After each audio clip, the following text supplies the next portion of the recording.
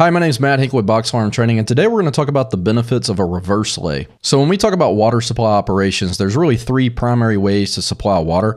One is a forward lay, a reverse lay, or a split lay, which is also called a blind alley. A lot of times when we discuss water supply operations, we really don't think about the tactical benefits of performing one lay versus another. So really quickly, let's look at the three different primary ways to supply water for structural fire attack. That's the forward lay, the reverse lay, and the split lay.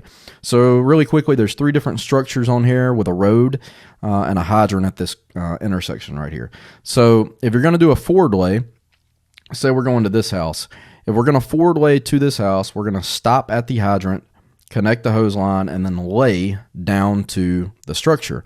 That would be a forward lay. If we're going to do a reverse lay, we would do the opposite of that. So a reverse lay would be we would stop at the structure, drop the line, and then lay to the hydrant. Typically, that's handled by the second due engine. So an engine would already be in place, and they would drop their line one direction or the other if they want to go forward or reverse. Okay, now I've moved the hydrant. Let's say we're going to this structure back here. If this area is a area that's a narrow road or an alleyway or something like this, this is where the split lay or the blind alley comes into play. And basically that's if the first due engine pulls into this area and realizes that it's narrow and going to be difficult for a second due engine to arrive, or it may block companies like ladder companies or anything like that, truck companies, to access that structure. So what they may do is stop at this intersection, drop their supply line at this intersection without connecting it to a water source, lay forward to the structure, and then the second due engine would catch the hydrant and lay either forward or reverse and join the hose lines together, which would be a split lay or a blind alley lay.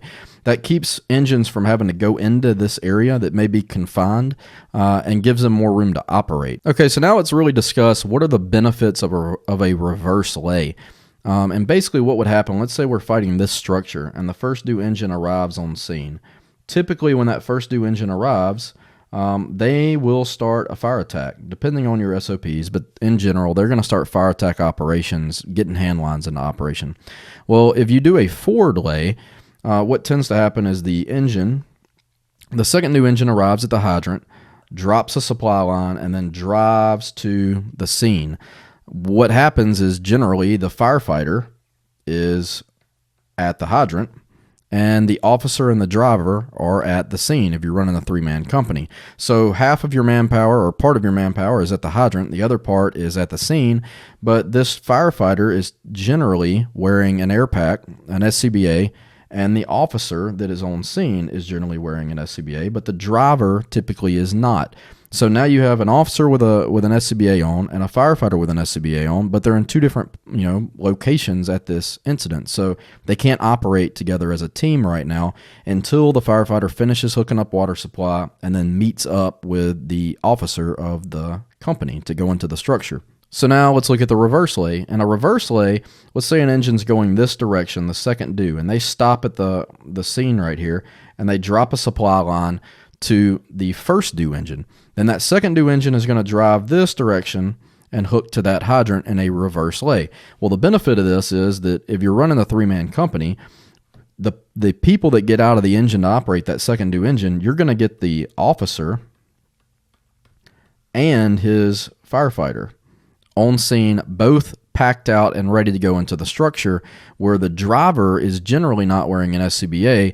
He's going to be at the hydrant once the engine stops to make the connection to his engine or connection to the hydrant. So now you have a team of two firefighters that can go ahead and conduct operations immediately instead of having them in two different locations and not being able to operate together. So something else that happens in this situation is that the driver is at this hydrant making the connections. And in general, it's easier for that driver to make the connection because they're not wearing an SCBA and all the other gear. They may be wearing their pants and boots, but they're going to be able to operate and make these connections easier.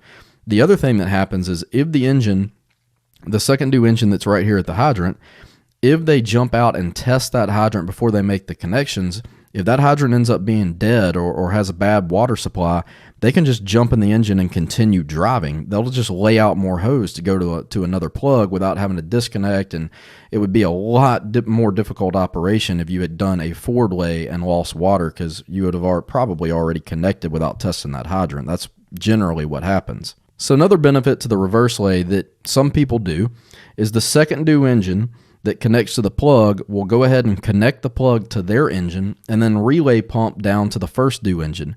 This already sets up a relay operation immediately, so you don't have to try to do that if you have low water pressure or you need to supply more water. It's already done. The other thing that happens is if the first due engine loses their pump and something dramatic happens on scene and they have a major emergency, the second due engine can pump through the first engine and use it like a manifold to give basically enough time for firefighters to get out of that structure or to fix the problem that has just occurred. They won't lose all of their water immediately because the pressure from the second due engine is pumping through the first due engine. So it kind of gives you a backup. I hope that gave you some things to think about when discussing water supply operations for structural firefighting.